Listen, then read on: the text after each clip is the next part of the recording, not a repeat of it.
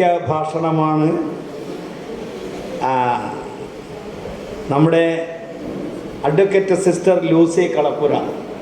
ഒരുപാട് കേട്ടിട്ടുണ്ട്. ഞാൻ ഒരു ഇൻസിഡൻറ്റ് മാത്രം പറഞ്ഞുകൊണ്ട് അവരെ ക്ഷണിക്കുകയാണ്. സിസ്റ്റർ ജഷ്മിയാണ് ആദ്യത്തെ സ്വന്തം മതത്തോട് യുദ്ധം പ്രഖ്യാപിച്ചുകൊണ്ട് കേരളത്തിലേക്ക് വന്നത്. വെറുതെയല്ല, സ്വന്തം ജീവിതം തന്നെ അർപ്പിച്ചുകൊണ്ട് ആണ് വന്നത്. ഇപ്പോൾ രണ്ടാമതായിട്ട് സിസ്റ്റർ ലൂസി കളപ്പുര. എനിക്ക് അവരോട് ഞാൻ അനുഭവിച്ചൊരു സംഭവം മാത്രം പറയാണ്. എൻ്റെ കൂട്ടുകാരി ജന്മം കൊണ്ട് ഒരു ക്രിസ്ത്യനാണ്, ആർസിയാണ്. ഇപ്പം ഞങ്ങളുടെ ചാച്ച മരിച്ചപ്പോൾ ചാച്ചൻ്റെ മരണവാർത്ത അറിഞ്ഞ് പള്ളിയിൽ പോയപ്പോൾ പള്ളിയിൽ നിന്ന് ആദ്യം എന്നോട് ചോദിച്ചത്, നിങ്ങൾ ഇടവകയുടെ കാശ് അടച്ചു തീർത്തിട്ടുണ്ടോ എന്നാണ്. പക്ഷെ തൽക്കാലം ഞാൻ അദ്ദേഹത്തോടൊന്നും മറുപടി പറഞ്ഞില്ല. പിന്നീട് ഞാൻ അദ്ദേഹത്തിന് വേണ്ട മറുപടി കൊടുക്കുകയും ചെയ്തു. അപ്പം അത്തരം കാര്യങ്ങളിൽ സ്വന്തം മതത്തിൻ്റെ കാര്യങ്ങൾ കൂടി ഉൾപ്പെടുത്തണമെന്ന് പറഞ്ഞുകൊണ്ട് സിസ്റ്റർ ലൂസി കളപ്പുരയെ ആദരവോടുകൂടി ഞാൻ ക്ഷണിക്കുകയാണ്.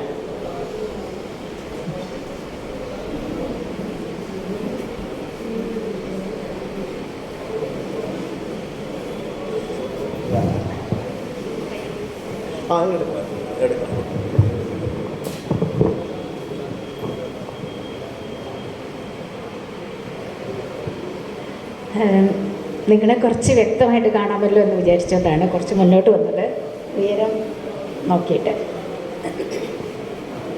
വേദിയിൽ ഈ ഹാളിൽ നിറഞ്ഞിരിക്കുന്ന എല്ലാ ബഹുമാനപ്പെട്ട വ്യക്തിത്വങ്ങളെയും ഹൃദയപൂർവ്വം എൻ്റെ വാക്കുകളിലേക്ക് ഞാൻ ക്ഷണിക്കുകയാണ്.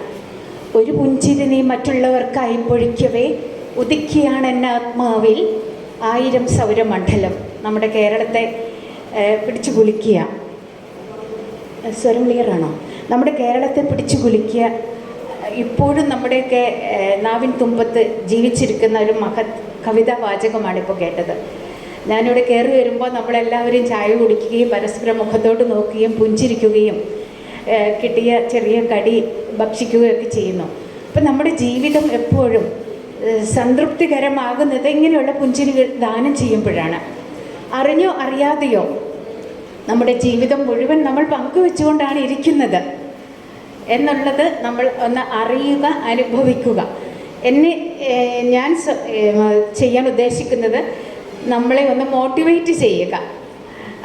ഈ ഒരു ശരീരദാനം അല്ലെങ്കിൽ അവയവദാനത്തെക്കുറിച്ച് ടെക്നിക്കലി മെഡിക്കലി ഒക്കെ പറയുവാൻ ഒത്തിരി വിദഗ്ധരായവർ നമ്മളോടൊപ്പമുണ്ട്.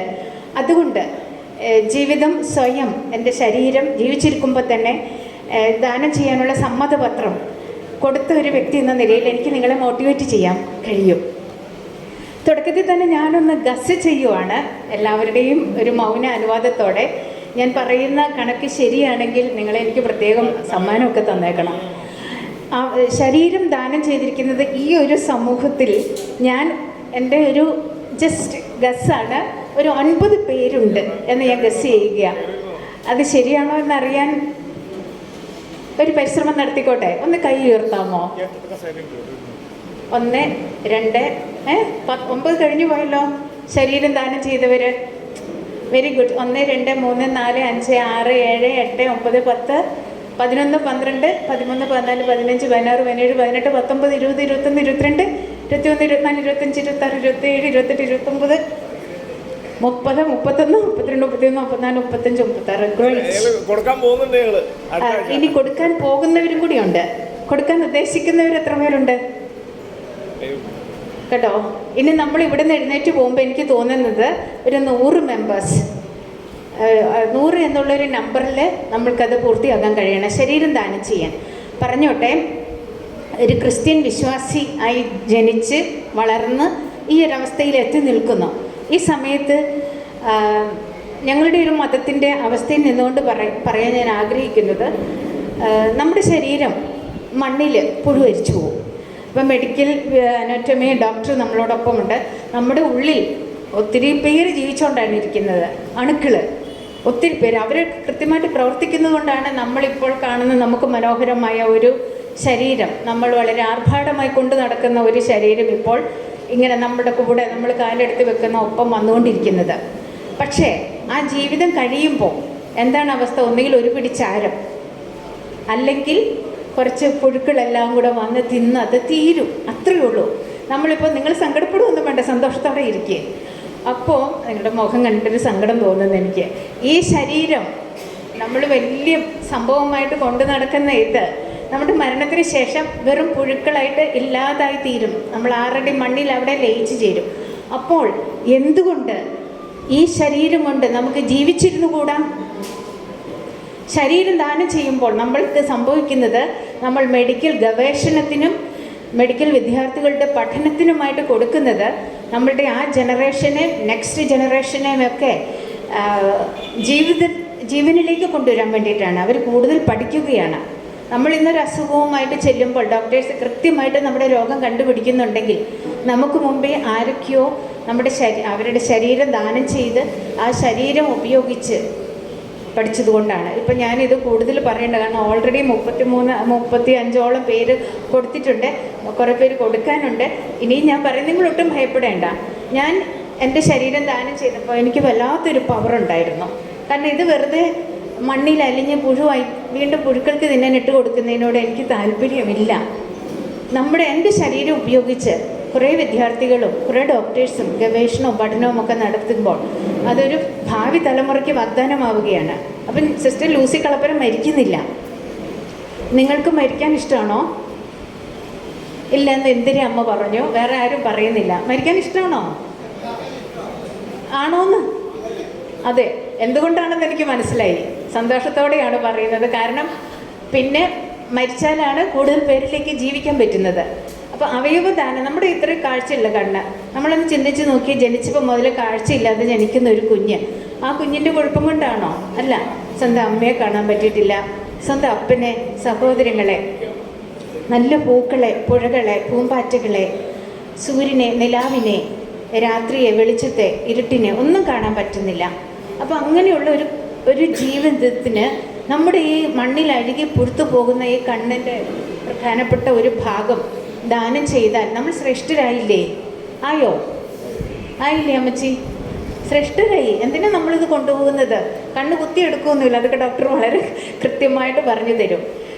ഞാൻ എൻ്റെ ശരീരം ദാനം ചെയ്തപ്പോൾ ഞാൻ 2-3 കൂട്ടുകാരോടൊക്കെ സംസാരിച്ചപ്പോൾ അവർ പറയുക, ഞാൻ കൊടുക്കത്തില്ല. കാരണം ഇത് മെഡിക്കൽ കോളേജുകാർ കൊണ്ടുപോയിട്ട് വെട്ടിമുറിച്ച് പഠിച്ചിട്ട് എവിടെയെങ്കിലും കൊണ്ടുപോയി വേസ്റ്റ് കൂടി കൊണ്ടുപോയിടുമെന്ന്. ഇട്ടാലെന്താ? എവിടെയെങ്കിലും ഇടട്ടേന്നേ. നമുക്കെന്താ? നമ്മൾ ജീവിച്ചിരിക്കുമ്പോൾ എത്ര പ്രസന്നതയോടെ മറ്റുള്ളവർക്ക് നമ്മുടെ ജീവിതം പങ്കുവയ്ക്കുന്നു. മരിച്ചു കഴിഞ്ഞാലും നമ്മുടെ കണ്ണ്, ഹൃദയം, കിഡ്നീസ്, ലിവർ, ലങ്സ്, അങ്ങനെ കുറേ ശരീരഭാഗങ്ങൾ നമുക്ക് കൊടുക്കാം. നമ്മുടെ കേരളത്തിലെ ഏറ്റവും യങ്ങസ്റ്റ് ആയിട്ടുള്ളൊരു കുഞ്ഞ് അലിൻ ഷെറിൻ എബ്രഹാം, ആ കുഞ്ഞിൻ്റെ അവയവങ്ങൾ 5 പേർക്ക് ജീവിതമായി. അപ്പോൾ അവളെന്നും സ്മരിക്കപ്പെടും. ഇപ്പം ഞാൻ നിങ്ങളെ മോട്ടിവേറ്റ് ചെയ്യുന്നത്, ഇപ്പോൾ ഇവിടെ ഇരിക്കുന്ന എല്ലാവരും തിരിച്ചു പോകുമ്പോഴത്തേക്കും ഈ ബോഡി ഡൊണേഷൻ, നമ്മുടെ ശരീരം ഉണ്ടല്ലോ, നമ്മൾ മറ്റുള്ളവർ നമ്മളെ സ്നേഹിക്കേണ്ടതും ബഹുമാനിക്കേണ്ടതും ആദരിക്കേണ്ടതും ഒക്കെ നമ്മൾ ജീവിച്ചിരിക്കുമ്പോഴാണ്. അല്ലേ ശശിയേട്ടാ? അതെ. മരിച്ചു കഴിഞ്ഞിട്ടല്ല, മരിച്ചു കഴിഞ്ഞിട്ട് നമ്മളിലൂടെ മറ്റുള്ളവർ ജീവിക്കുമ്പോൾ നമ്മൾ മരിക്കുന്നില്ല. എത്രയോ ശ്രേഷ്ഠമാണ്. ഇതെന്തിനാ ഭയത്തോടെ എന്നെ എവിടെ കൊണ്ടുപോയി എറിയുക? എൻ്റെ ഈ ഇറച്ചി കൊണ്ട് ഒരു കാര്യവുമില്ല. പഠിക്കാൻ വിട്ടുകൊടുക്കുമ്പോൾ പുതിയ തലമുറയ്ക്ക് ഡോക്ടേഴ്സിന് അത് ഗുണമാകുമ്പോൾ നമ്മുടെ ശരീര അവയവങ്ങളിലൂടെ മറ്റുള്ളവർ ജീവിക്കും. ഇത്രയും മനോഹരമായൊരു ഹാർട്ടാണ് എനിക്കുള്ളത്, അല്ലേ? ഇന്ദിരാമ്മയുടെ ഹാർട്ട് നല്ലതല്ലേ? അതെ. അതുകൊണ്ടാണ് ഭർത്താവ് മരിച്ച ഉടനെ കണ്ണ് ദാനം ചെയ്യാൻ തീരുമാനിച്ചത്. വന്നപ്പോൾ ഞാൻ പരിചയപ്പെട്ടതാണ്. അപ്പം ഹാർട്ട് അതിലും ഭയങ്കരനാണ്. ഒരു കുഴപ്പവും ഇല്ലെങ്കിൽ അതൊക്കെ ഡോക്ടർ വിശദീകരിക്കുക, ഏത് സാഹചര്യത്തിലൊക്കെയാണ് ഹാർട്ട് കൊടുക്കാൻ പറ്റുന്നത്, മറ്റ് ശരീരാവയവങ്ങൾ കൊടുക്കാൻ പറ്റുന്നത്. അപ്പോൾ നിങ്ങൾക്കൊരു ഹീറോ ആകാൻ ആഗ്രഹമുണ്ടോ? ഉണ്ടോ മോനെ? ഒരു ഹീറോ ആകാൻ ആഗ്രഹമുണ്ടോ? ഉണ്ട്. അത് ഓൾറെഡി തീരുമാനിച്ചു കഴിഞ്ഞാൽ. അങ്ങനെയാണെങ്കിൽ നിങ്ങൾ ആരാകണം? ഒരു ഡോണർ ആകണം. എനിക്കൊരു 50 ലക്ഷം രൂപയുണ്ടെങ്കിൽ ഞാൻ വേറൊരാളെ സഹായിച്ചതിനെന്ന് ആഗ്രഹിക്കുന്നവർ, അല്ല എനിക്കൊരു 5 ലക്ഷം രൂപയുണ്ടെങ്കിൽ ഞാൻ എന്തെങ്കിലും സഹായം ചെയ്തതെന്ന് ആഗ്രഹിക്കുന്നവർ, അതിനേക്കാളൊക്കെ വിലപ്പെട്ടതാണ് എൻ്റെ ജീവിതം. ദാനം ചെയ്യാൻ പറ്റുന്നത്. വീണ് പോയ ഒരാളെ എൻ്റെ കൈ കൊണ്ടൊന്ന് താങ്ങി പിടിച്ചാൽ, അല്ലേ, സങ്കടപ്പെട്ടിരിക്കുന്ന ആളെ എൻ്റെ മുഖം കൊണ്ടൊന്നൊരു പുഞ്ചിരി സമ്മാനിച്ചാൽ, ഇതൊക്കെ നമ്മൾ അറിഞ്ഞ് ചെയ്തുകൊണ്ടിരിക്കുകയാണ്. നമ്മുടെ വീടുകളിൽ, നമ്മുടെ പ്രസ്ഥാനങ്ങളിൽ നമ്മൾ കണ്ടുമുട്ടുന്ന എല്ലായിടത്തും. അത് നമ്മൾ ജീവിച്ചിരിക്കുമ്പോൾ, ആ ജീവിച്ചിരിക്കുമ്പോൾ എന്നതിന് ശേഷവും ജീവിച്ചിരിക്കാൻ വേണ്ടിയിട്ട്, എന്നുമെന്നും മരിക്കാതിരിക്കാൻ വേണ്ടിയിട്ട് become a hero, to become a donor. അത് നിങ്ങളുടെ ഇഷ്ടം. ശരീരം കൊടുക്കണോ, അല്ലെങ്കിൽ കണ്ണായിട്ട് കൊടുക്കണോ, എല്ലാം കൂടി ആയിട്ട് കൊടുക്കണോ, നമ്മുടെ ആഗ്രഹം നമ്മൾ സമ്മതമായിട്ട് ഔദ്യോഗികമായിട്ട് എടുക്കുക. പിന്നീട് ബാക്കിയുള്ളവർ ചെയ്തോളും. പിന്നെ നമ്മളൊന്നും അറിയുന്നില്ലെന്നേ. നമ്മൾ കൂടിപ്പോയാൽ നമ്മുടെ നല്ല വസ്ത്രങ്ങൾ പോലും വീട്ടുകാർ ധരിപ്പിക്കണം എന്നില്ല. പിന്നെ ഒരു വെള്ളത്തുണി പൈസ കൊടുത്ത് മേടിച്ച് പുതപ്പിക്കുക ചെയ്യുന്നത്.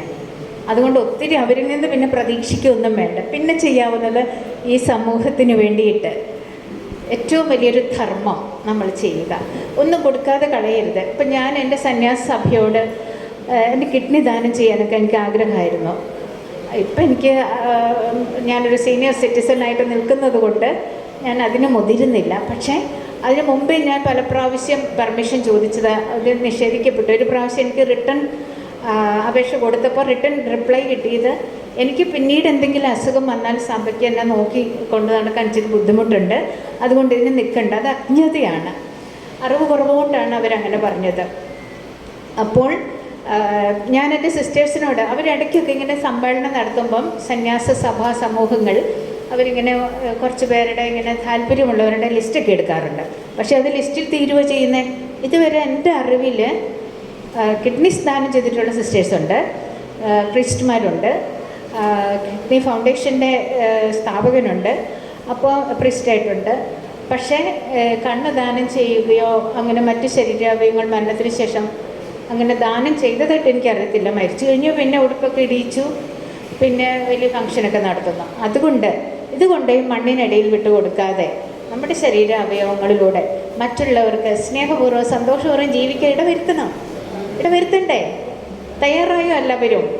തയ്യാറായെങ്കിൽ ഞാൻ എൻ്റെ പ്രസംഗം ഇപ്പോഴും നിർത്തും. തയ്യാറായില്ലെങ്കിൽ ഞാൻ ഇനിയും പറഞ്ഞുകൊണ്ടിരിക്കും.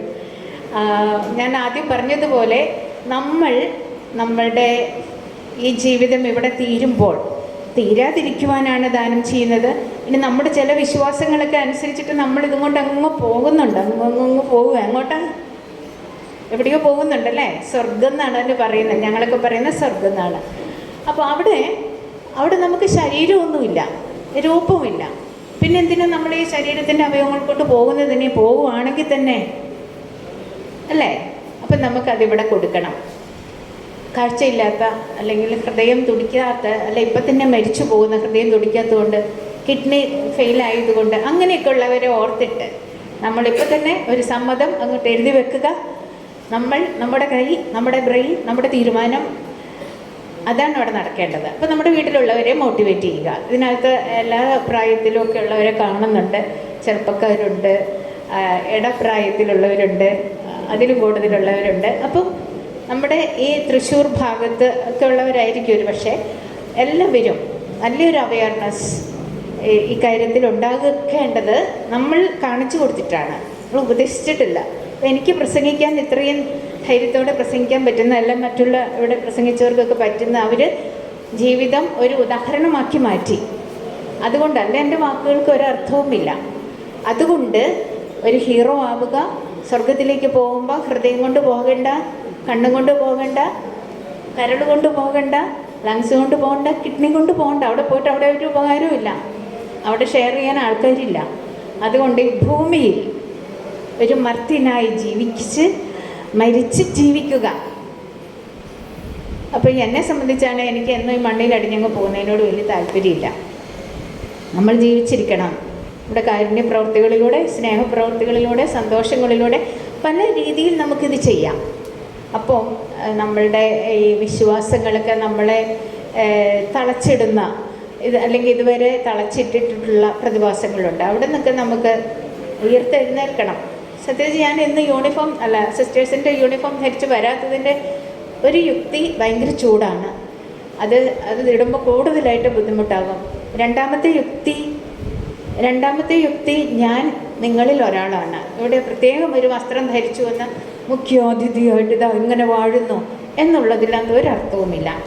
ഞാനിപ്പം ഇവിടെയാണ് ഇരിക്കുന്നതെങ്കിൽ ഞാൻ അവിടെയാണ്, നിങ്ങളോടൊപ്പമാണ്, എങ്കിലേ അതിന് വാല്യൂ ഉള്ളൂ. അതാണ് വാല്യൂ എന്ന് വിശ്വസിക്കുന്നത്. ഈ രണ്ട് കാര്യങ്ങളും ഈ യുക്തിവാദി സംഘടനാ സമ്മേളനത്തിൽ, സംസ്ഥാനതല സമ്മേളനത്തിൽ, ശരീരദാനം, അവയവദാനം, ഇത് നമ്മളെല്ലാവരും 2 പ്രാവശ്യമായിട്ട് കൈ ഉയർത്താത്തവർ 2 കൈയും ഉയർത്തി കൊടുക്കണം. ഒട്ടും പേടിക്കണ്ട, ജീവിക്കട്ടെ. ഒരു കൊച്ച് കാഴ്ചയുള്ളവനായി മാറട്ടെ, ഒരു കൊച്ചിൻ്റെ ഹൃദയം ഇടിക്കട്ടെ. എല്ലാവരുടെയും തക്ക സമയത്ത് എടുക്കാൻ പറ്റുമോ എന്നൊന്നും എനിക്ക് അറിഞ്ഞുകൂടാ, അതൊക്കെ ഡോക്ടർ പറഞ്ഞു തരും, എനിക്കും കൂടെ അറിയാനുണ്ട്. അതുകൊണ്ട് ബി എ ഹീറോ. ചിലർക്ക് മാത്രമല്ല നായകനാകാൻ പറ്റുന്ന, അല്ലെ ഹീറോ ആകാൻ പറ്റുന്നത്, എനിക്കും ആകാൻ പറ്റും. ബൈ ബിക്കം എ ഡോണർ എന്ന സമ്മതപത്രം എഴുതുക. അപ്പോൾ നിങ്ങൾക്ക് എല്ലാ വിജയങ്ങളും ആശംസിക്കുന്നു ഞാൻ. ഇനി ഒന്നും കൂടി കൈ ഉയർത്തിയാൽ മനസ്സുകൊണ്ട് ഇപ്പോൾ ആഗ്രഹിക്കുന്നവരും ഇതുവരെ സമ്മതപത്രം കൊടുത്തവരും ശരീരദാനത്തിനോ അല്ലെങ്കിൽ അവയവദാനത്തിനോ ആയിട്ട് റെഡി ആയിട്ടുള്ളവർ എല്ലാ തരത്തിലും കൂടെ ഒന്ന് കൈ ഉയർത്താമോ നമുക്ക്? ഇനി 2 കൈ ഉയർത്തി ഒന്ന് കൈയടിച്ച് എല്ലാവരും, അത്രയും പേര്. ഓക്കെ, ഉറപ്പിച്ചു, നമ്മുടെ ഉള്ളിലേക്ക് അതിനെ ഉറപ്പിച്ചിരിക്കുന്നു. കൊടുത്തവരും ഒന്നും കൂടി ഉറപ്പിച്ചിരിക്കുന്നു. എവിടെ കൊണ്ടുപോയി ഇടുമെന്ന് ഓർത്ത് നിങ്ങൾ ഭയപ്പെടേണ്ട, എവിടെയെങ്കിലും കൊണ്ടുപോയി ഇട്ട് പോട്ടെ, നമുക്കെന്താ ചെയ്താൽ. നമ്മൾ ജീവിച്ചിരിക്കുമ്പോൾ നമ്മുടെ കൂടെ കൊണ്ടു നടക്കുന്നുണ്ടല്ലോ, പൗഡറൊക്കെ ഇട്ട് കുളിച്ച് വൃത്തിയാക്കി നല്ല ഡ്രസ്സൊക്കെ ഇട്ട് നമ്മൾ കൊണ്ടു നടക്കുന്നുണ്ട്. മരിച്ചു കഴിഞ്ഞ് വെറുതെ തന്നെ ഒന്നുമില്ല. കൂടിപ്പോയാൽ ഇച്ചിരി കുറച്ച് കാലം കൂടെ നിൽക്കുന്ന അസ്ഥികൾ മാത്രമേ നിൽക്കത്തുള്ളൂ. അതുകൊണ്ട് നിങ്ങളുടെ നല്ല തീരുമാനത്തിന് എല്ലാവിധ അഭിവാദ്യങ്ങളും അർപ്പിച്ചുകൊണ്ട്, ഒരു പുഞ്ചിരി നീ മറ്റുള്ളവർക്കായി പൊഴിക്കവേ ഉദിക്കുകയാണ് എന്നെ ആത്മാവിൽ 1000 സൗരമണ്ഡലം. ഈ ആത്മാവെന്ന് പറയുന്നത് നമ്മളെ വിശ്വാസികൾ പറയുന്ന ആത്മാവുമായിട്ട് തെറ്റിദ്ധരിക്കേണ്ട. ഇത് വേറൊരാളുടെ ജീവൻ. ആ ജീവനാണ് പറയുന്നത് ഒരു പുഞ്ചിരി. ഒരു പുഞ്ചിരി എന്നുള്ളിടത്ത് നിങ്ങളൊരു ഹൃദയമെന്നോ ഒരു ശരീരമെന്നോ ഒരു കണ്ണെന്നോ ഒരു വൃക്കയെന്നോ എന്ത് വേണേലും പറഞ്ഞോ. എന്നിട്ടൊന്ന് പാടിക്കുക എല്ലാവരും കൂടെ. അങ്ങനെയാണ് ഞാൻ ഇത് അവസാനിപ്പിക്കാം. Ready, 1 2 3 start. ഒരു പുഞ്ചിരി മറ്റുള്ളവർക്കായി പൊഴിക്കവേ ഉദിക്കുകയാണ് എന്നെ ആത്മാവിൽ 1000 സൗരമണ്ഡലം. ആ ഒരു ജീവൻ നിങ്ങളിലൂടെ കാണുകയാണ്. നിങ്ങൾ ഇപ്പോൾ ഒരാളാണ് ഈ ലോകത്തിൽ, അല്ലേ ചേട്ടാ? 10 പേരുണ്ടോ? ഉണ്ടോ? ഇല്ല, ഒരാളേ ഉള്ളൂ. ഈ ലോകത്തിൽ ഒരാളേ ഉള്ളൂ. പക്ഷേ നിങ്ങളുടെ ശരീരം, അല്ല നിങ്ങളുടെ കണ്ണ്, നിങ്ങളുടെ കിഡ്നി വേറൊരാൾക്ക് കൊടുത്താൽ ആ ആൾക്ക് നിങ്ങൾ ഒരു ലോകമാണ്. ദൈവമേ, എൻ്റെ ഒരു ലോകമാണ് ആ ചേട്ടൻ എന്ന് പറയും. ഇപ്പോൾ കണ്ണിന് കാഴ്ച കിട്ടി കാണാൻ കഴിയുന്ന ഒരു കുഞ്ഞിന്, അല്ലെങ്കിൽ രക്തം ദാനം ചെയ്യുന്ന ആൾക്ക്, അല്ലെങ്കിൽ കിഡ്നി ദാനം ചെയ്ത് 2 പേര് ജീവിച്ചിരിക്കുകയാണെന്ന് വിചാരിക്കുക. സ്വീകരിച്ച ആൾ, കിഡ്നി സ്വീകരിച്ച ആളെ, കിഡ്നി കൊടുത്ത ആളെ പറയുന്നത് എങ്ങനെയാ? എൻ്റെ ദൈവം എന്ന് പറയും. അതിവിശ്വാസികളാണ് ഓട്ടോമാറ്റിക് പറഞ്ഞു പോകും, യുക്തിവാദികൾ വരെ പറഞ്ഞു പോകും ചിലപ്പം.